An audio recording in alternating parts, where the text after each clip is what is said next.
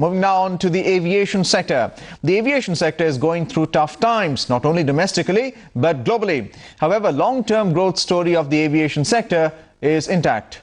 A report. Flying is no longer the prerogative of a few privileged, but an option for an increasingly broader section of society. The Indian aviation sector is all set to fly high despite uncertainty in global markets. The year 2008 in particular saw the industry sliding to a new low as the world economy went through a recession. However, the sector bounced back in the early quarters of 2009 and continues to maintain the growth momentum on the back of resilient market forces and strong economic fundamentals. India is the 9th largest and fastest growing aviation market in the world. India's aviation sector is expected to be the 4th largest market in the next 10 years. Domestic air traffic will touch 160 to 180 million passengers per annum in the next decade. Passenger handling capacity is also expected to touch 450 million. There would be a need for $80 billion in new aircraft, $30 billion towards development and modernization of airport infrastructure, approximately $12 billion in general aviation, including helicopters, seaplanes and others, $5 billion in cargo and logistics, including ground handling. Therefore, there is a total requirement of about $130 billion. Looking at the current growth scenario in aviation sector, $80 billion would be required for the new aircrafts, $30 billion would be required for the development and modification of the airports, approximately $130 billion would be required in the next decade to meet the current passenger growth trend. India's aviation story is intact, but there are challenges too. High aviation turbine fuel rate is the primary cause of concern for all the aviation companies. Expansion of the airport network and providing connectivity to Tier 2 and Tier 3 cities are also big challenges. Shortage of skilled manpower, higher taxation and restricted foreign direct investment policy are also proving to be a barrier in the growth of this sector. The issue is the interest costs are going higher and higher with something that we've seen in the last 1 year. So obviously one should try and reduce interest costs, which is what we're focusing on. India's aviation sector is going through tough times not only domestically but also globally. However, the long-term prospects of this sector are robust and intact. Arun Sharma's report, DD News, New Delhi. And to discuss more on that, joining us in our studio is the aviation expert who's also Executive Director with Bird Group, Mr. Ankur Bhatia. Ankur, welcome to the program. Thank you. Well, we're seeing a fair amount of discussion regarding the aviation sector. How do you see the government helping both the public and the private sector to be able to adjust to the rising input costs and the requirements in the shortfall in infrastructure? Well, as was mentioned earlier in the report, the Indian aviation scenario right now, as we see, is there are approximately 70 million people flying on Indian skies. Now, if I were to dissect that, you'd only probably see 30 million air travelers, because obviously people fly more than once. Now, there's a population base of 300 million people in our country who can actually take to skies, because they are the affluent middle class, as it is being called. Those people can't fly today, and I think the reasons why they can't fly, because the destinations where they want to go to, there isn't any infrastructure there for people to fly to or to make to move ahead. Now, for the governments to get involved is to create that infrastructure for regional aviation so that people can actually fly. See, flying is no longer an elitist activity. It is something which everybody should be able to get to and to afford that. Now, one is creating the infrastructure, and second is to actually the input cost. One of this is nearly 50% is what has been listed to is on aviation fuel. Now, aviation fuel is a state tax subject. It is not a central commodity, so every state actually taxes it to what they've sort of worked onto it. That tax actually grows as the crude grows as well, because that's a percentage which is levied on that. So that needs to be rationalized to a certain extent. One thing which the government can do is to allow import directly from the operators who can import their fuel directly and actually actually, use the imported fuel. And of course, having said that it is a volume game. So once you can, the government stimulates it for regional growth by putting in more infrastructure in, of course, I mean, you'll see a lot of people flying, and that will also give push to a lot of trade in these, tier 2 and tier 3 towns. Well, you just spoke about input costs. What about the rising interest rates for aviation companies which are looking to structure the debt? Well, that is again a very important thing. A lot of public money, I would say, is there in both the public sector undertaking as well as the banks who've lent it to the private enterprise are also more or less, public money which is coming into that. Now, that's a huge amount of money which is due, in billions of dollars, which is due to the banks right now. I don't think that the airlines will ever be able to make that money to pay that debt. The ways that can be paid out is either by putting in fresh equity, and if you talk about fresh equity, you're talking about for FDI.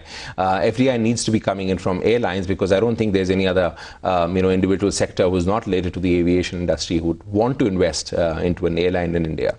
The other way is to restructure the debt by actually reducing the overall cost for that particular debt. But I think that needs to be done in a way that obviously is compliant to all the other industries, because obviously it has to have a fair play status there. Well, you just spoke about the interest rates. What about the revenue streams? Apart from the capital infusion in these companies, do you see the government assisting the private sector in ensuring perhaps increased trade routes, not just domestically but overseas as well? Well, there are a lot of things which are involved here, because aviation, if you see aviation, an airline seat is the most perishable commodity on the planet. As soon as a plane takes off, you cannot sell it again. Now, the idea is to sell that in the most profitable way in order doing that, and also when you're flying and you're up in the skies, to get back to the ground ASAP, because you don't need to burn extra amount of fuel. Now, there is something which is also lacking in our country, is air traffic management, because a lot of these routes are is still governed by the defense. Now, I think that also is required by the governments to actually rationalize, so that we are able to work on to ensure that the routes and all are rationalized properly.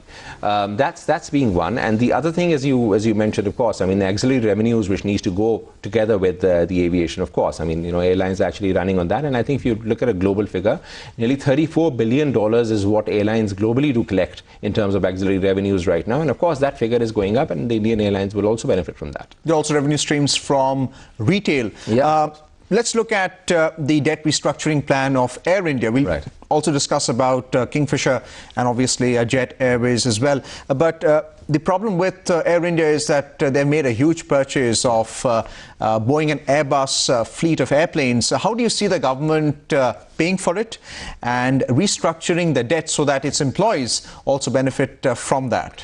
Well, from the Air India point of view, I think the government is taking the right steps right now. Initially, I would say the leak or the costs for running that airline was tremendous, and I think with the new management coming in, I think that is getting rationalized right now. It is imperative, first of all, to ensure that the airline gets into a situation where they're actually making cash flow on a daily basis.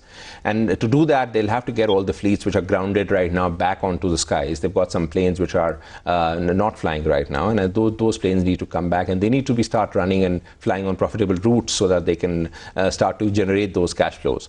Now, once that is done, I think then the airline becomes a bit more healthier in terms of repaying their debts. As far as the current debts which are airlines concerned, I think a part of that will have to be converted to equity, because obviously there is no way that for a longer term you'd be able to sustain a huge amount of debts, and specifically not only with Air India but any other aviation sector enterprise.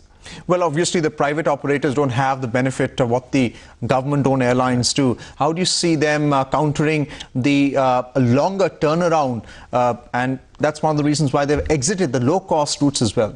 Well, as I mentioned to you, I think there is no, the way to actually convert debt is to get fresh equity infusion to the companies, because obviously, you have costs running on a daily basis. You have fuel expenses, so first of all, you need to curb on areas where you can actually save costs on.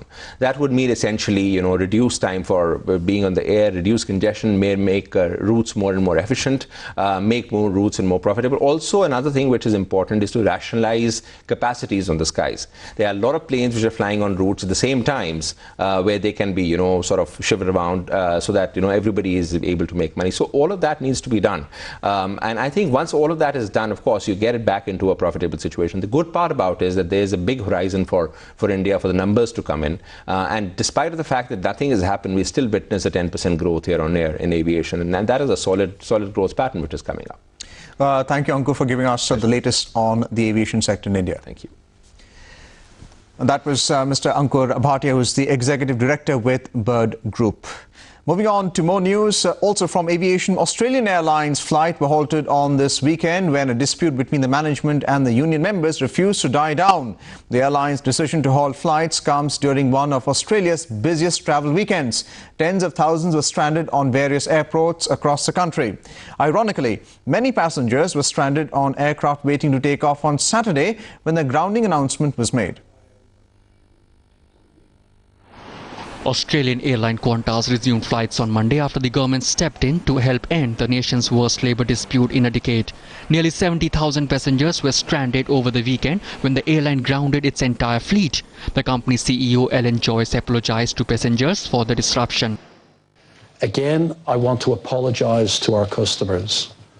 We very much regret the inconvenience and stress that has been caused by this action. We will be doing all that we can to put things right. Australia's Labour Tribunal ordered Qantas to resume flights and ban trade unions from staging any more strikes. The ruling gives both sides 21 days to settle the dispute. Qantas' decision to halt flights was considered a bold move and one that left government officials scrambling to find a solution. As Prime Minister and the government overall was concerned about the extreme action taken by Qantas that had stranded tens of thousands of passengers far away from home. We wanted to make sure that those passengers could get flights and were able to return home. We wanted to see this industrial action at an end.